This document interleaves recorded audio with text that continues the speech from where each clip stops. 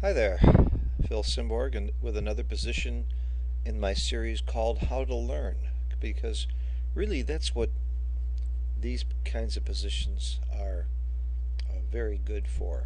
Not just to figure out what's the right play, what do you do at a given score, but how do you remember the play? How do you know when you have plays just like it or similar to it or a little different, what you should do over the board when you're playing?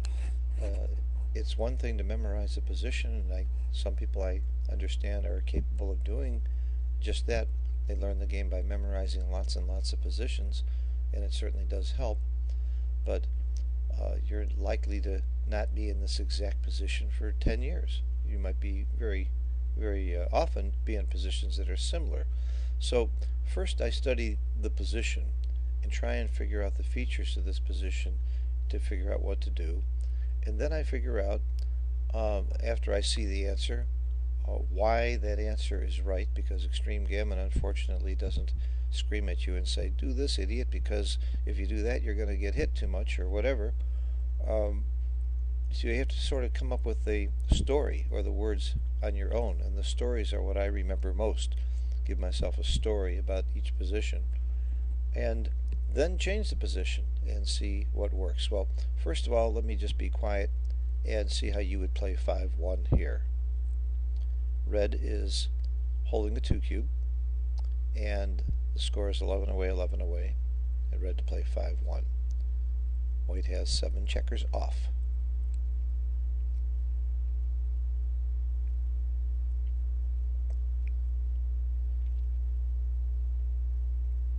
Okay, one of the key approaches is to decide what is your game plan, and with 7 checkers off, if you can close the board, you have a fairly good chance of winning. In fact, closing the board with a perfect bear off and your opponent having 7 checkers off, you're 60-40 favored. 8 checkers off with a perfect bear off, it's about 50-50. So I can win this game without picking up the second checker, but of course picking up the second checker would make me a huge favorite, and that's another part of the strategy that I would like to employ.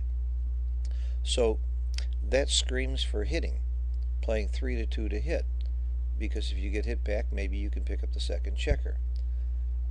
So that's one idea. That could be the right approach. What's likely to happen? 16 times he doesn't come in at all. And then what I do? I hope to roll a 1 and cover, and then I have to worry about him rolling 3s. Or I can roll a 3 and cover the 3 point if I make that play, and then I have to worry about him rolling 2s. That's if he doesn't come in. So I've still got quite a bit of work to do with that play. It's called a banana split play, where you hit loose and leave the 2 blots inside. The other problem with the play is if he does hit with a 2 or a 3, and it comes with a 1, 2, or 3, he's going to lift this blot. And the third problem is if he comes in with a 1 or a 2, a 2 or a 3, even if he doesn't lift this blot, that means he's rolled a number that gets out to here. And now if I don't roll a 4 and hit this checker, I can be in big trouble. And he's coming out to here, and I can hit him out here with 5s and 6s, but again, those are duplicated. Those are numbers I need to come in with. So if he does hit and come out to here or here, somewhere out here, if I roll any 1, 2, or 3 myself, then the other number, even if I do come in and I don't dance, and by the way, I dance 25% of the time, it duplicates this, and he, on the next roll, he's probably hitting me or getting by me and lifting this checker, and it can be quite dangerous, not to mention the fact that there's quite a few gammons involved. That the downside is, if that doesn't work, I can get gammoned quite a bit. So that's the negative of the play. The positive is that it could work. But it really is too rich in this position, as you'll see when you see the answer. The answer is to be patient, hope to get another outside shot. If it doesn't work, you still might get off the gammons. So really, the 5 is then forced. You don't want to leave a direct shot. The 5 is here, and now your only question is, should I block double 6s by staying here and either moving this checker or this checker? And by the way, you would probably move this checker, because why give him 6-4 and double 5 to hit here when only 6-5 hits here? Or do you block 6-5? In which case double sixes is going to be very costly, but you're blocking a number that comes up twice as much. Well, let me show you the answer. The answer is to block the 6-5s only slightly. It's very, very close as to whether you block double 6 or 6-5, but hitting is way down on the list. Well, again, I said what you need to do is to change the position some. When would I hit here? I tried to figure out what conditions would have to be possible for me to hit, and there are a couple things that would make me want to hit. One, let's keep the 7 checkers off, but give him a 2-point board with 7 checkers off, and now it's right to hit. Now there are fewer numbers that duplicate that come in and hit back.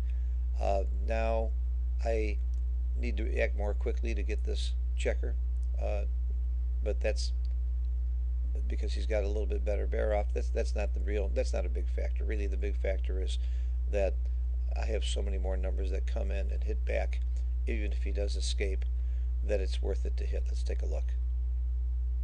It's not going to be big, but no, it is big. It's a blunder not to hit. So what other conditions would make me hit? Let's go back to the original position. I do that by hitting Control V because I didn't hit Control C at the original position. Let's go back to the original position, which was 7 checkers off, 3-point board. There's another thing that would make me hit. Let's say I had another builder. Let's say that I had a builder here. So now I have more ways to cover, more ways to be successful at coming in and hitting back if he hits me, or covering these points. Again, it's going to be close, but that would be a condition that would make me want to hit more. Well, I carried this even further to learn this lesson because, again, I'm not going to remember these exact positions, but I will remember the principles involved, and I'm more likely to get it right. So I asked myself, well, what if I go back to the original position, and I do want to hit Control C. That saves this position, so I could always go back to the original by hitting Control V. Well, what if he was on the 1 point? My choice was, say, a 5-1 from here. Would I do the banana split from here? The answer is no, because he's less likely to escape on his next roll than he is from the 2 point, and you can see it would be a mistake to hit here. Well, carrying through with that principle, then I wanted to see what happens if he was on the 3 point. Would I do a banana split play from the 3 point? And here again we have a problem. It's very close. 0.006. He is more likely to escape, but we are going to have more duplication and more problems, and if he comes in and hits and gets out, a lot of our numbers are going to be duplicated. We can make it easier. I would guess that we know what to do in this situation because he has a worse board, and we have those extra 11 numbers that get in. It makes it more right to hit, and now it would be a huge blunder not to hit off the 3 point because he's likely to escape, and also when we bring another builder down we have lots and lots of covers. So again, I can't give you an exact formula for how many checkers off, how many blots, how many covers that we have. You have to just count the shots. You have to look at what we call most common variation, what's most likely to happen on the next roll. The value of gammons is going to matter, how bad it is to get gammon, what your cost of gammons is. At different scores, you might have to forget completely about, not completely, but forget a lot about winning the game and much more about not getting gammon. So you have to change the score, change the position of the cube, put the cube on his side, and that's going to change many of your plays. And you have to play with it and stay with it. It's called deliberate practice. Stay with a position just like this. I know people that will study a position like this for hours and do rollouts for hours. I sent a position to Stick the other day, and he sent me back his answer. He said, you know, I played this game out about 30 times. Wow. 30 times he played the game out to see how it plays out each way with one play or another play. When are you going to get to recube, and when are you not going to be? He figured out that he recubed 12 times, I believe, out of 30, And by knowing how many times he might recube, that told him whether or not he would take the initial cube. And he needed to see how it played out. That's the kind of deliberate study that makes you a good player. I'm not saying everybody needs to work as hard as stick, and you're not likely to become one of the top players in the world. But that's the road there. That's what it takes to get there. It isn't just smart guys who got lucky and have a good feel for the game. They have all put in a tremendous amount of study.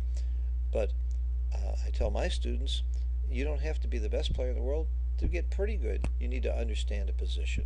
So you don't spend a day on this position, but spend a half hour and move it around and see what's right. And you'll remember it better, you'll play better, you'll understand the concepts better. And sometimes, like me, you'll get confused and you won't know why you would make this play at this score and this play at another score, or if it's on the 2-point you hit but on the 3-point you don't. Sometimes you're going to get confused, and that's what friends are for. Send an email to somebody who's a very good player, who's a mentor or a teacher or somebody you trust, and get some help. That's how we learn the game better. Hope this was educational for you, and thanks for watching. Thanks for, again, your support of the USBGF. Bye-bye.